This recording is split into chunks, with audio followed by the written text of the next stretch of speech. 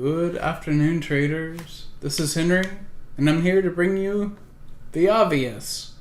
I mean, I hope it's obvious to anyone that's following this, anyone that is investing themselves in long-term opportunity. I actually had a guy, James Duma. I mean, I seriously doubt he watches this, along with any of the other Tesla professionals that browse the YouTube channels, but you know, there's just so many reasons to buy this. And when we look at Tesla, and we look at the weekly squeeze, you see this as the bottom part of my subgraph and the foundational piece of everything that I bring to you in these videos.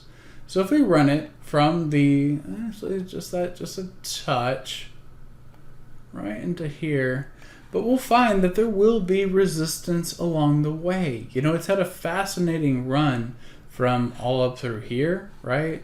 I think a big part of that was driven in the short squeeze, because when you have so much of the float that is short, it can have a very aggressive run up. So maybe it's not as direct in the way that it moves up, but I do think that this squeeze with the histogram turning up, setting us up for higher prices. I can set this up for a, what is that, a 563 is our first Fibonacci extension. So we take that from the weekly and then we drop it down into a daily, some really good money to be made. So, you know, this is just Thursday. We'll kind of see how Friday closes, but given a little bit of time, this is the pick that I wanted to bring you guys. You buy that for December. You buy it for December of 2026.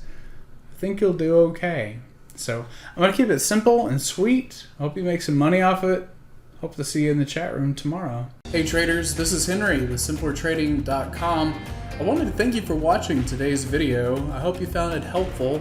And if so, be sure to click the like and subscribe buttons down below. If you would like to also see me putting these ideas into action and trading my own account live in front of you, be sure to sign up at simplertrading.com, and I hope to see you in the chat room sometime soon.